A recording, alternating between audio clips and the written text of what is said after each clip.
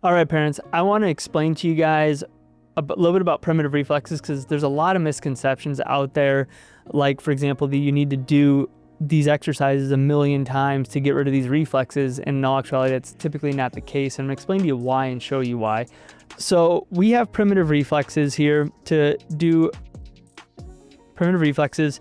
We have the first loop that develops is for these reflexes. When they're present, you stick your finger in their hand, they grasp down, and they start firing up pathways into their brain. So there's a dorsal loop here that runs, it incorporates the cerebellum, the brainstem, the thalamus, and then the motor sensory cortex. And that's basically, simply put, a loop that comes back. That's us activating that system over and over and over again to start to get our sensory motor system to actually start to develop. But then what happens, and that's when the primitive reflex is present. So it's there, present, to start activating the brain. And sometimes kids don't develop this at all. Maybe they had a brain injury really early on. They never developed this connection, and they never even present it with primitive reflexes first and foremost. That's this dorsal branch here. But then what happens is we develop another loop from our frontal cortex, and we develop this frontal inhibitory mechanism that happens where our frontal lobe comes in and inhibits the reflex once the brain has enough stimulus to develop. So we use this dorsal branch to start stimulating the development of the cortex, and then the frontal cortex starts to mature and starts to develop, and the frontal cortex comes in and says, hey, these reflexes shouldn't be here, let's inhibit them. All of these reflexes are from the brainstem. They're brainstem mediated reflexes. And just like our heart rate, our respiratory rate, what happens is as our frontal cortex matures, our heart rate slows, our respiratory rate slows because those frontal pathways are coming in and inhibiting that sympathetic tone. Also, as we get enough activity to our frontal cortex, what happens is our frontal cortex comes down and inhibits these primitive reflexes.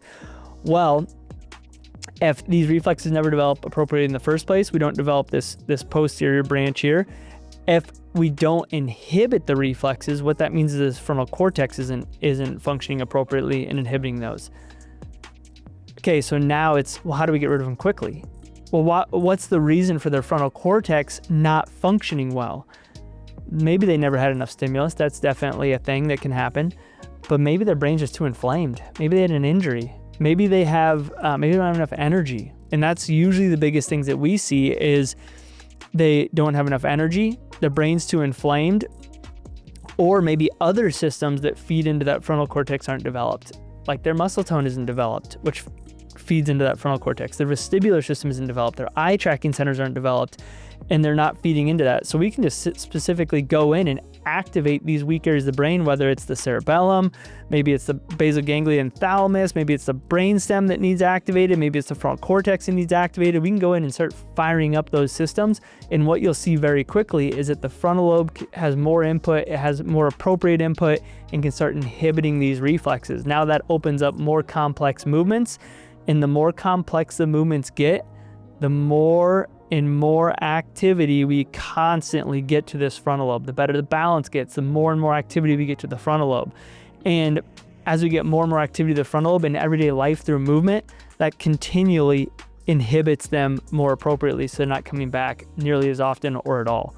So I wanted to make sure I kind of broke that down for you and helped you understand that, because it is a complex topic.